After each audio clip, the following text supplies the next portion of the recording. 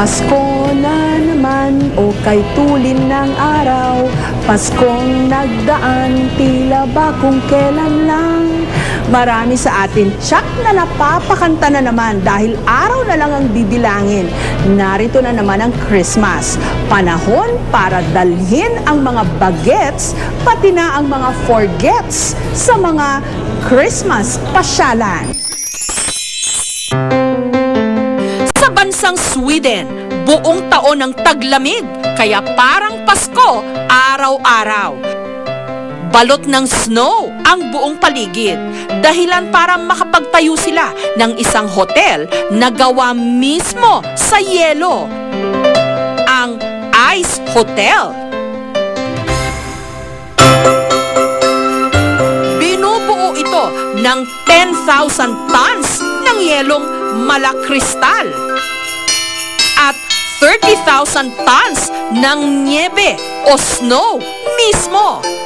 Ilan sa mga pandekorasyon ng hotel, mga ice carving o mga obrang inukit na yelo. Dito sa atin, wala man tayong snow, tinaisip pa ring gimmick ang mga tiga Paite, Laguna, ang wood carving capital ng Pilipinas, para mas paginawin daw ang Pasko sa pamamagitan ng paglililok, hindi lang ng mga kahoy, kundi pati na rin ng yelo, ice sculpture.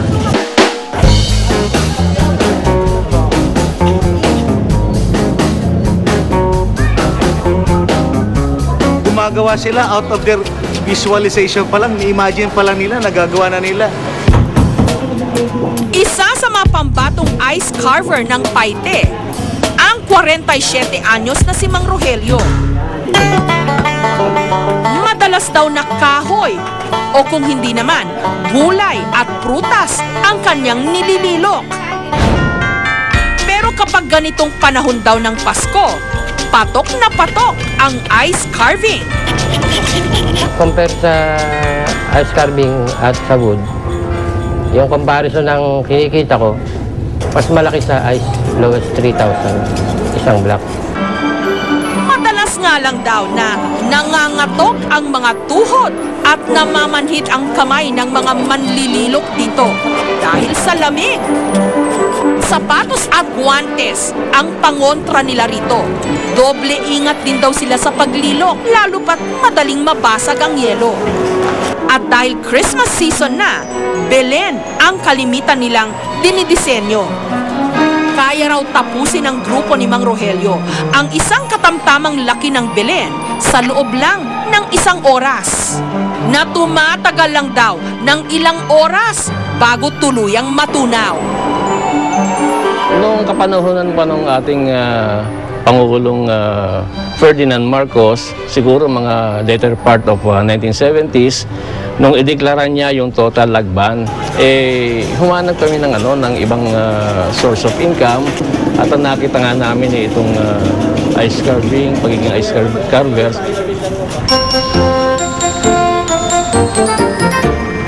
Tunay ngang Christmas is in the air. Nagtatayugan at nagpapabonggahan na rin ngayon sa kung saan saang mga lugar, pagandahan at palakihan ng Christmas tree.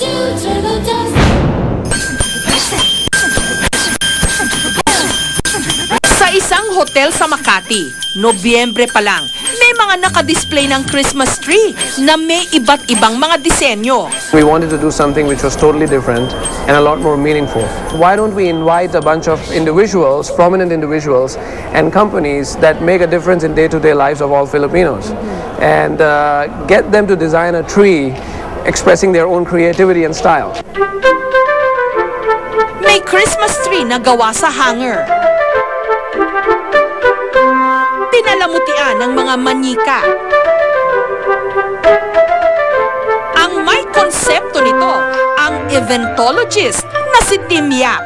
Oo, hinihingi ko lang, wala siyang gastos. Mga retaso. Oo, mga retaso, mga tali, mga lubid-lubid, botones-botones. Personality mo yung nakikita dyan. Lahat ng mga taong gumawa ng mga puno nila, it's based on their experience, based on their expertise.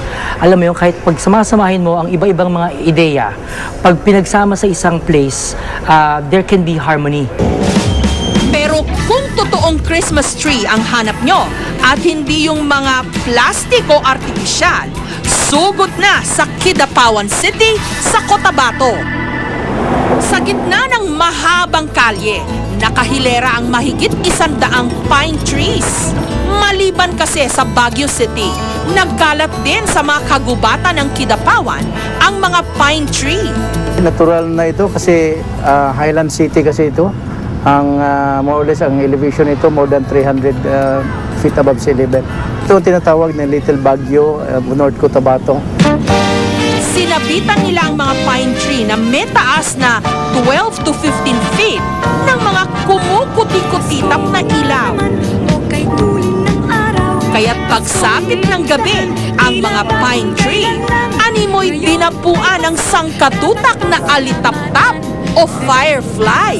Tayo ay mag-awitan, Pasko. Maganda siya, ma'am. Maganda. Tapos attractive, colorful. Dahil dito, hindi raw naho-homesick ang pamilya Henk.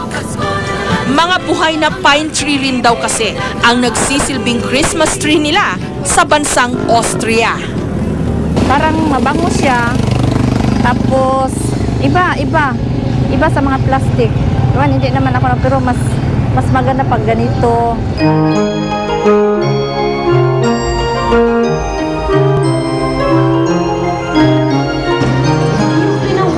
Kakaibang saya rin ang hatid ng nagagandahan at makukulay na fountain sa Manila Ocean Park.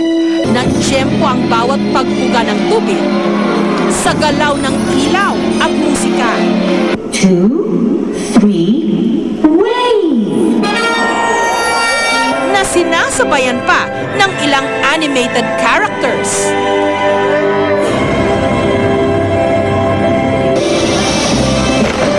Ang pyrotechnics at water effects nito umaabot ng 20 feet. It's a combination of talents from all over the world. We have equipment from Germany, equipment from China, a lot of different technicians, but the work was primarily done in the Philippines. State-of-the-art computer technology raw ang nagpapatakbo ng pagtatanghal na ito. Very well, very good lights, very good show. It's amazing. Kapag ganitong Pasko na, tsak hindi kayo mauubusan ng mga lugar na pwedeng pasyalan o ng mga gimmick na pwedeng pagkaabalahan. Pero ang mas mahalaga sa mga katuwaang ito, ang sama-sama nating pag-alala sa dahilan kung bakit nga ba kailangan nating ipagdiwang ang okasyong ito.